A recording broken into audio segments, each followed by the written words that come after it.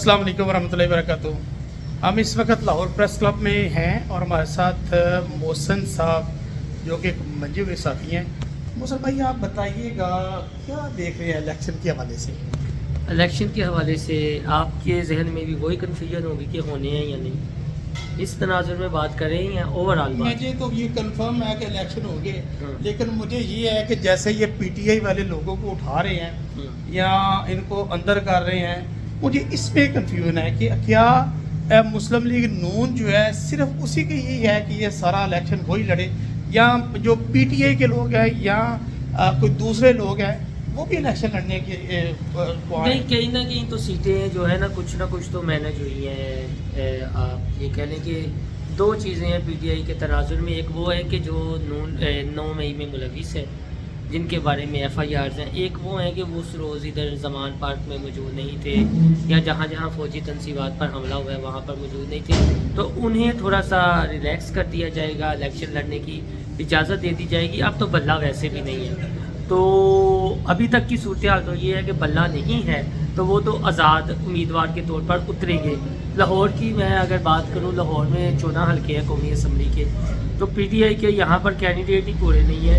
यानी कुछ चेहरे ऐसे हैं कि जिन्हें 1 या 2 माह हुए पीटीआई में आए हुए, या वकला उनमें से ऐसे हैं। कुछ वकला जिस तरह सलमान अकरम राजा हैं तो उनका ओन चौधरी से मुकाबला है। अब ओन चौधरी नून लीग का नहीं है, इस्तेकाम पाकिस्तान पार्टी के, तो ये सीट पीटीआई को मिल सकती है। उसके अलावा N130 अगर डॉक्टर यास्मीन राशिद साहबा बाहर होती हैं तो फिर मुकाबला सख्त होगा। N118 में अगर आलिया हमजा बाहर होती है तो हमजा शहबाज के मुकाबले में मुकाबला सख्त हो सकता है।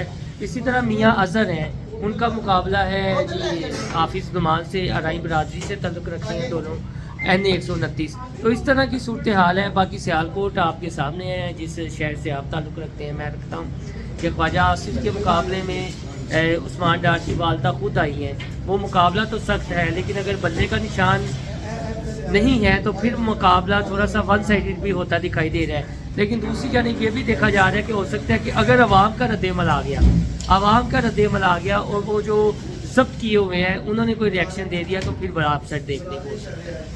तो लाहौर के हवाले से तो आपने बता दिया, इसके अलावा पूरे पाकिस्तान की अगर बात की जाए तो पूरे पाकिस्तान में ना सूबे डिवाइड हैं। सिंध में अभी तक जो सूरत हाल बनी हुई है वो पीपल्स पार्टी की स्ट्रॉन्ग दिखाई दे रही है।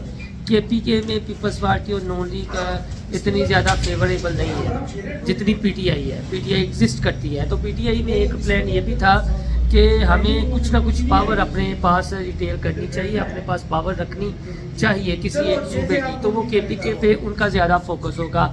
सिंध में पीपल्स पार्टी है, बलूचिस्तान में इसी तरह मखलूत हुकूमत बनेगी या मौलाना फजल रहमान को मिलवा लिया जाएगा, वो जिस तरह बनती होती है बाप पार्टी दीगर जमातें देखें। और पंजाब में नून लीग, इस्तेकाम पाकिस्तान पार्टी और अपोजिशन में डेफिनेटली PTI आएगी या उसके आज़ाद उम्मीदवार आएंगे।